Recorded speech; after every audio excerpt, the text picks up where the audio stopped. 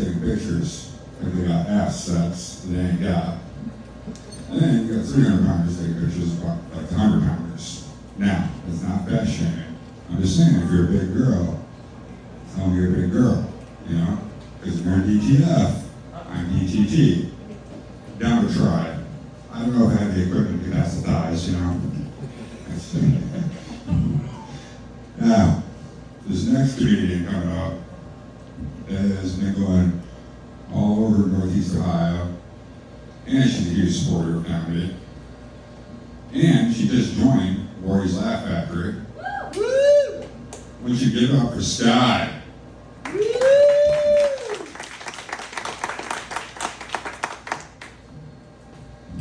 Y'all putting the microphone too high. How are you guys doing tonight? Okay, I'll work with that energy, thanks.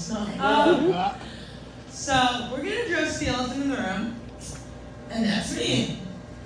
So I came here 30-something years ago via a bunch of spoons and digging my way out a long, far away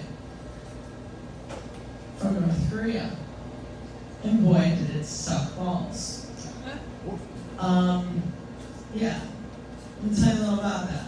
So, I had a very narcissistic parent growing up. He liked to boss me around and tell me what to do. Before you ask, all parents I know are probably like that with their children. Yeah. Yours didn't run the fucking country and tell you what to do. Mine was always like, do your homework! Eat your basketball! Run the world! What the fuck are you saying? So you know what I did? I took my little spoons, I tunneled out of there, and I came here. And I came here to Geneva. Not like it's any better though. But you know, it's okay. Because I think I fit in pretty well. Okay, that's a lie. I don't fit in at all.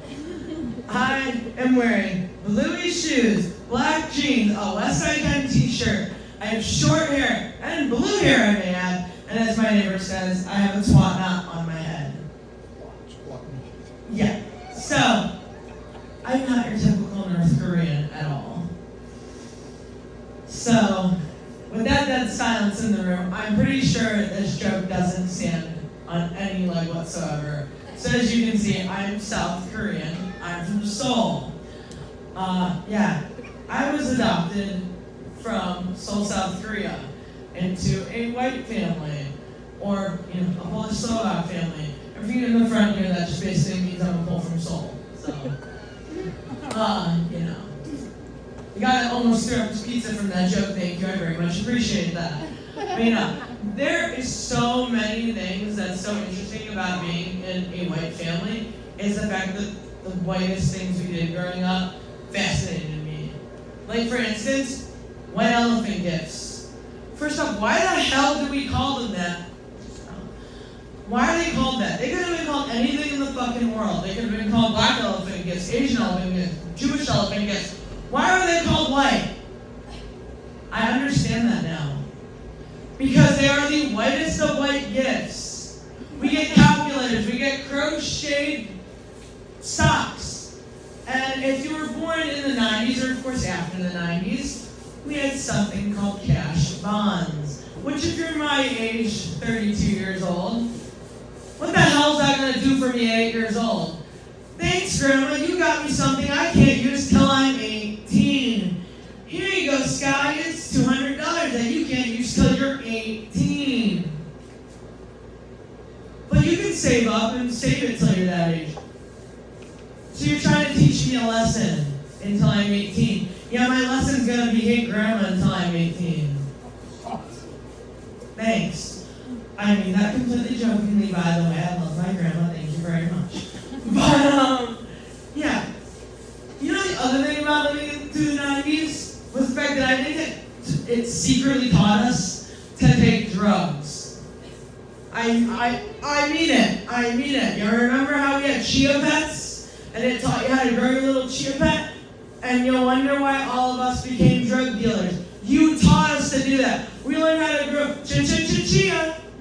And then we learned how to grow it in our own damn home. That's your fault, 90s. And don't talk to me about the cheesy 90s commercials, like the dog eating bacon strips. And it was like, oh, bacon, bacon, bacon, bacon, bacon. What the fuck, was the dog on crack too? Or was the guy who wrote the commercial on crack? Or if anybody remembers the old Burger King commercial, and it was on the Big Butts and I Cannot Lie song, but it was all about Burger King. And it's like, are we talking about big butts or are we talking about Burger King? Because I swear if I eat Burger King, I'm going to have a big butt by the end of it. Good Lord. I don't know how I survived the 90s. I didn't know with a big ass and a big stomach. I don't understand. And I also don't understand how I have friends through the 90s. Because you know how when you had friends in the 90s and your way of getting rid of a friend was just, hello? Okay, you suck. Click. That's how you hung up out with her.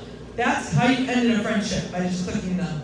Oh no, I got stuck with a 17-plus year friendship and they're sitting in the front row. You want to know how I explained my 17-plus year friendship? Richard Pryor, Gene Wilder, and See No Evil, Hear No Evil. That movie. And with that silence in the room, it means nobody in this room has heard of that movie? Okay, somebody heard of that movie. Watch that movie? Yeah, that would be my friendship in a nutshell. She can't see and I can't hear. Yes. It was very bad in high school when you heard all the wrong things and your teachers thought you were screwing around. No, I was not screwing around in that sense, but I was not able to hear you. And boy, was it inappropriate 99.9% of the time. When I have to see it, again, if you're in the front row and I hear something wrong, you don't want to know what I just thought I heard. Because it was probably wrong. So, the best part about also not being able to hear shit is also it shows I'm also super dyslexic as well. Earlier today, I heard we were talking during the Jimmy Ward podcast, and I swore he said arsonist, but he said something completely different. It also just shows how much I cannot hear.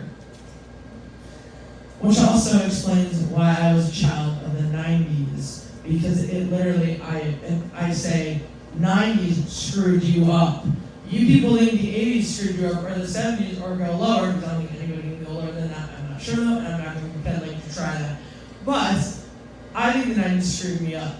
Because, again, they had all said there when we were younger, if anybody remembers that. They're like, don't do drugs, don't do this and that.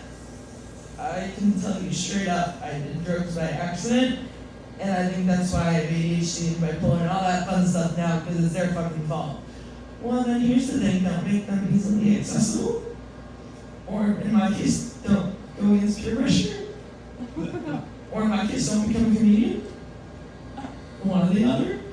Yeah, you think I'm up here being a comedian and pay bills? No, it's to make you guys laugh. Funny enough, I see her hat in the front row, and my first thought is Once Upon a Time, which is a show on TV that's been out off air for a while. And I think of the version of the Mad Hatter they have, and I don't remember the name of the show, but that's what I think of when I love that hat. You need to watch Once Upon a Time if you haven't seen it. And then I know that Tyler was talking about something, and it made me think of Jimmy Ward about something he said, and boy, my ADHD is like all over the place right now. If you guys have not watched Jimmy Ward ever, if you've never seen Jimmy Ward, you should check out his Abraham Drinking podcast that he does. If you want to see some of the crazy shit he does, you're going to see pieces of it tonight. So if you're ready for stupid shit and you think it's going to get better from here, you guys came to the wrong show. You decided? Just, it's going to get worse. In a good way, though. There's a way that it gets worse in a good way. So, if you guys like other funny comics and other funny people, then it's going to get better too. So, but thank you guys are very much appreciated for letting me be on stage. I need to make you guys laugh tonight, even though it's a bunch of crickets up here, but it's okay. I love it. So, alright. Bye, guys. Bye-bye. Bye.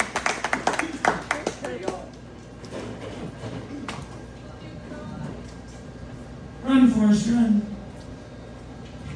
You didn't have to wait for me, that's what the singing is for. Now, after that, I feel like I'm gonna do a political joke. You guys okay with that?